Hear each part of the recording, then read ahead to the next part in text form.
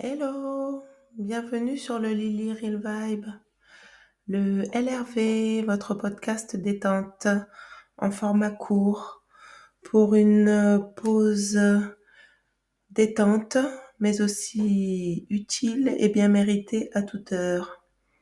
Ici, un échange, le concept, un jour, un proverbe, une citation, une idée, dans votre nouvelle saga Parole de femme.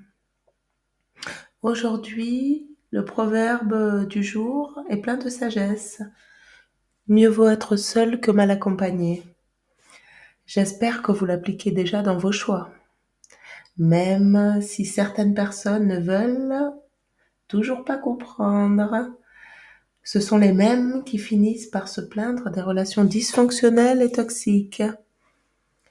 Comme je l'ai déjà dit dans mon épisode 1, d'ailleurs si vous ne l'avez pas vu et écouté, allez l'écouter, il est sur ma chaîne. Il faut savoir reconnaître et s'éloigner des personnes toxiques. Tout ça, c'est très néfaste pour soi, que ça soit dans le cercle relationnel, amical ou amoureux. Les manipulations et la considération à sens unique sont à bannir et à fuir. Il faut s'en rendre compte au plus tôt. Ça peut faire gagner du temps et ouvrir les yeux, ça libère. Oui, c'est clair et net, il vaut mieux être seul que mal accompagné. Il y a des compagnies plus que douteuses. Il y a de quoi rigoler, mais c'est bien réel. En revanche, il y a de la solitude positive et bénéfique pour le corps et l'esprit. La solitude positive permet de se recentrer sur soi. Se recentrer, c'est déjà sur soi, mais bon, on perd rien à le répéter. Ça permet de se connaître, enfin, ou de se reconnaître si on s'était perdu, et d'avancer pour s'accomplir à nouveau. Ou enfin, parce qu'il n'est jamais trop tard pour faire quelque chose de sa vie, et des fois, c'est dans des étapes un peu plus douloureuses qu'on rassemble ses forces et qu'on fait de magnifiques choses.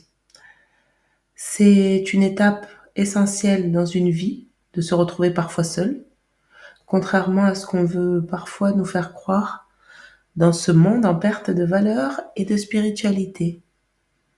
J'ai une pensée toute particulière dans ce volet Paroles de femmes, émission 1, épisode 2, notamment pour ces femmes qui n'arrivent pas à se définir par autre chose que leur statut d'épouse ou de mère, à en oublier leur propre identité, leur goût.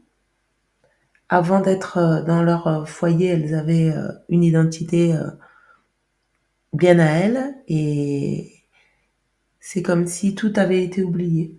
C'est triste. Il n'est jamais trop tard pour se reprendre. Ça enferme ces femmes, notamment, dans des relations douloureuses, unilatérales, qui leur nuisent et les éteignent à petit feu. Et même à grand feu, je dirais. Une petite blague, ça fait pas de mal, hein, même si ces situations sont encore trop nombreuses.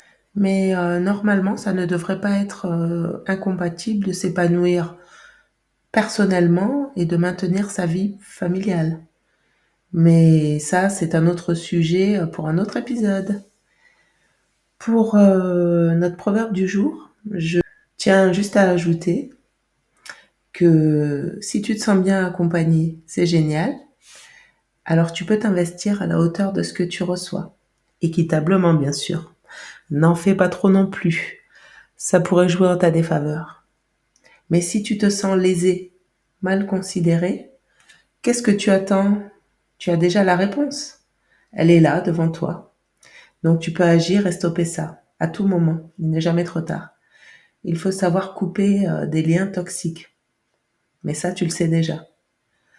Un peu de temps solitaire ne veut pas dire se couper du monde ou de la vie sociale. Au contraire, tu as plus de temps et d'espace pour atteindre des buts. Si tu ne t'en es pas fixé, il est encore temps de te fixer des objectifs. Tu peux changer et améliorer ton entourage, donc ton cercle social, pour qu'il soit plus en accord avec ton nouveau toi, ton renouveau. Et ça, c'est intéressant. Toujours évoluer. Donc non, la solitude ou le célibat intelligemment vécu ne tue pas. Par contre, la mauvaise compagnie, qui est d'ailleurs souvent liée à un manque d'estime de soi, et ça trop souvent, c'est encore lié à des blessures de jeunesse ou d'enfance, il faut savoir passer au-dessus et vivre au présent en laissant les blessures du passé derrière, même si c'est difficile. Faut avancer, mais ça s'apprend. Fais ta propre connaissance en passant du temps avec cette personne géniale qui saura le plus t'apprécier. Et tu sais quoi? Cette personne, c'est toi-même. Apprends à combler tes propres manques pour éviter de répéter des schémas de dépendance affective.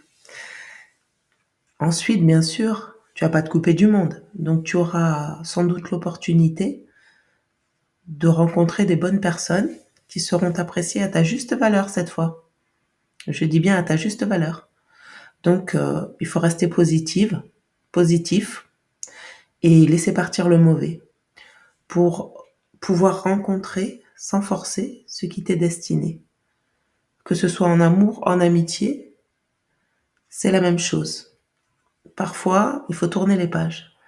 Surtout, n'accepte pas ou n'accepte plus de la compagnie de basse qualité, de gens avec peu de valeur. Et tout ça, c'est pour éviter de te perdre toi-même. Donc c'est la base. Il faut rester fidèle à soi-même pour avancer. Pas besoin de bruit. Donc tu avances sans bruit, mais sans masque. Rien ne vaut la paix intérieure trouvée ou retrouvée. C'est vrai que certaines personnes ont plus de mal à tourner la page. Même dans la souffrance, elles ne veulent pas partir. Mais il faut apprendre à vraiment arrêter de se faire du mal et à partir. Tu t'en remercieras plus tard, une fois que tu auras retrouvé toute ta tête, ton esprit et ton équilibre. Oui, oui, c'est important. Prenez soin de vous. Personne ne le fera mieux que vous. Donc, protégez votre lumière. À bientôt pour un nouvel épisode.